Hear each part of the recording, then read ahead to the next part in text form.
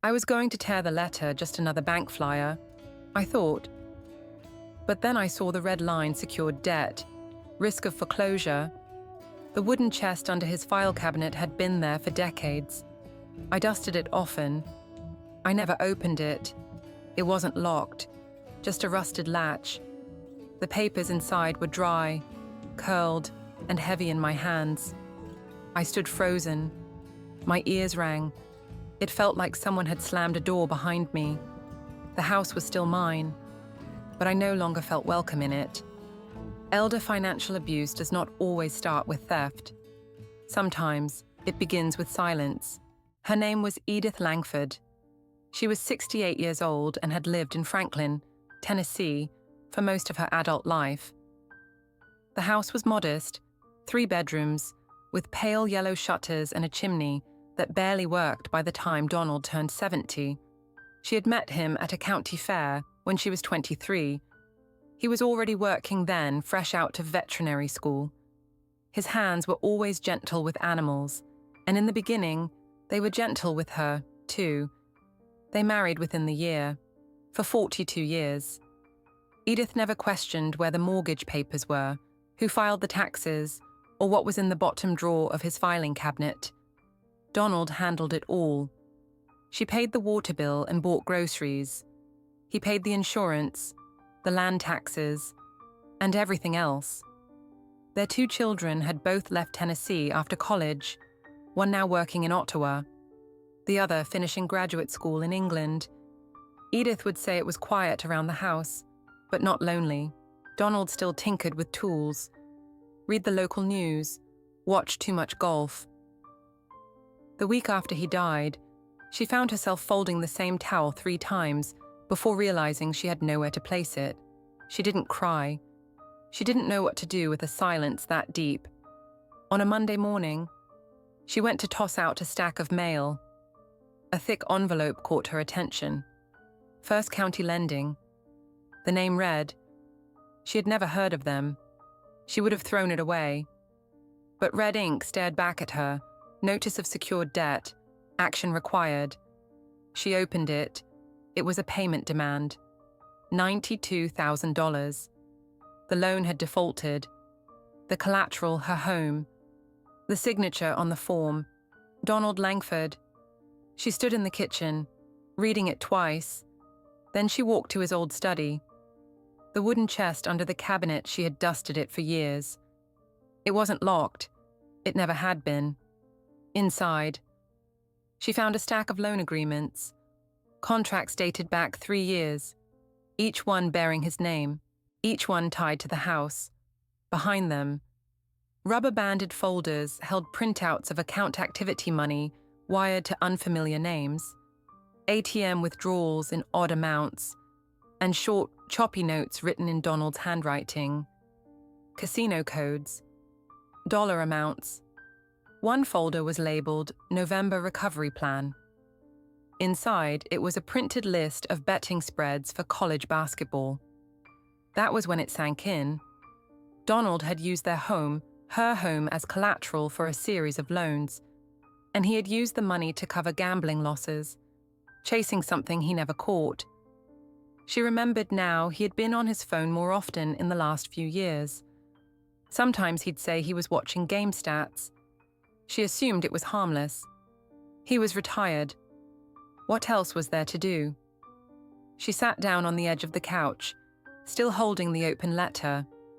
A sound rose in her ears. It wasn't ringing.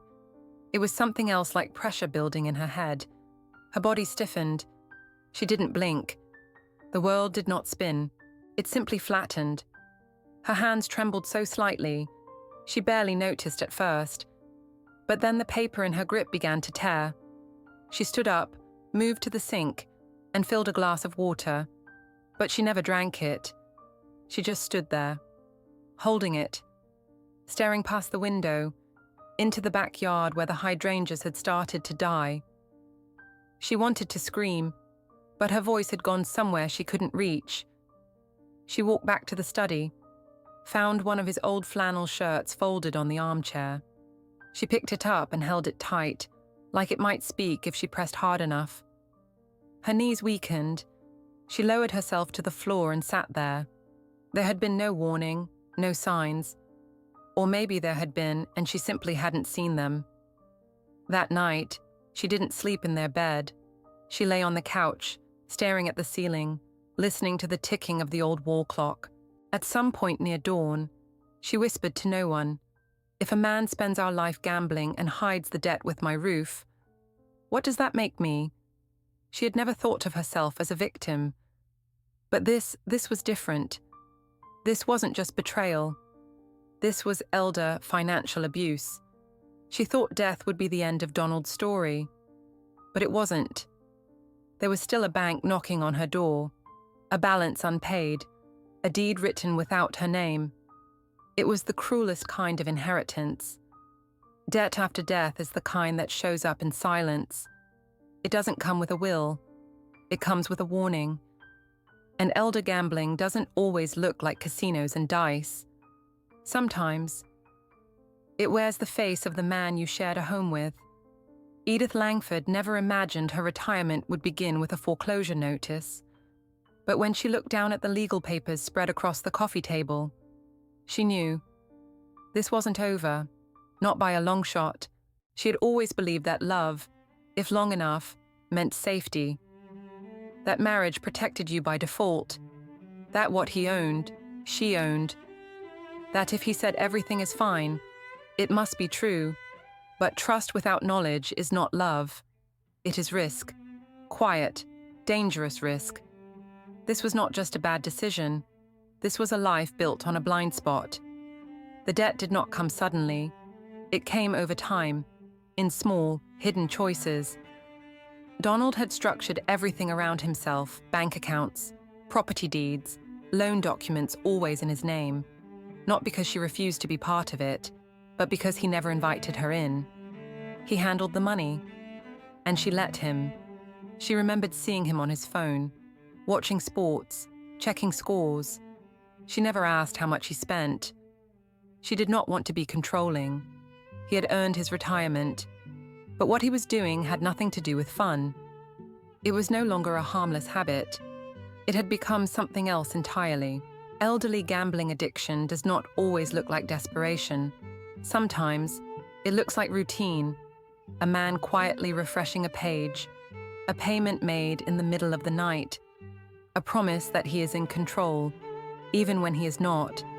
And when the addiction is buried inside a long marriage, it becomes harder to detect, harder to name, until the consequences are printed in red ink.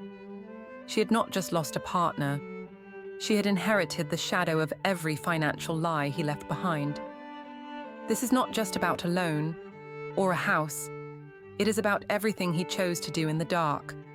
Everything he wrote, signed, borrowed, and spent without ever telling her. Hidden debt is one of the cruelest betrayals in a long marriage. Not because of the numbers, but because of what it says. You were not trusted. You were not told. You were not seen as an equal. Edith was not guilty of gambling, but she had let herself become financially invisible in the eyes of the law. Her name was not on the deed, not on the loan, not on the decisions, but now, her name was on the risk.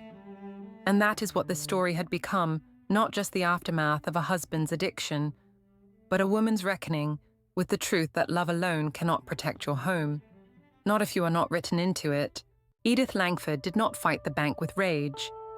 She walked into the lawyer's office with her late husband's loan papers in a manila folder and her name missing from every page.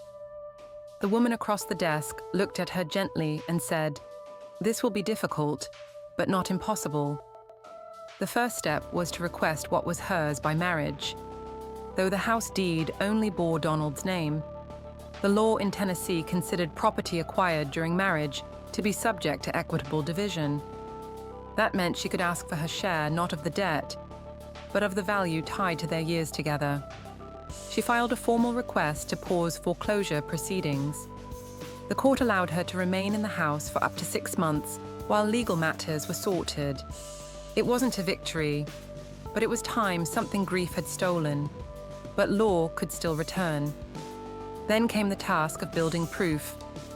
With the help of her attorney, she requested a full payment history from the bank, every transfer, every withdrawal. She compared the records to Donald's personal account and, more importantly, to their joint account. They found 3 transactions where Donald had paid the loan using funds from the shared savings. That changed everything. It meant the bank could not treat the loan as purely individual, not without dispute. She also met with a financial planner, not to recover what was lost, but to protect what remained. Together, they opened a new account solely in her name, rerouted her pension and Social Security benefits, and froze access to any assets still tangled in joint status. Then, she sat down and wrote a new will. Her old one had named Donald as sole beneficiary. That page, now meaningless, was replaced with names she still trusted her children and her own. For the first time, she read every word before signing. At the end of that month, she did something else. She attended a community workshop at the Franklin Senior Center, the topic protecting property and money after 65. She didn't raise her hand. She just listened. And when it was over, she walked up to the woman leading the session and said, "If you ever need someone to talk about what this looks like in real life, I have a story," because she had lived it. Elder financial abuse does not always come from a stranger. Sometimes, it walks beside you for decades, wears your wedding ring, shares your bed, and smiles at the neighbors like everything is fine. But love does not cancel liability. Marriage is not a shield, and silence is not safety. Edith lost the house, but she did not lose herself. Not in the end. She became the first name on every paper that followed.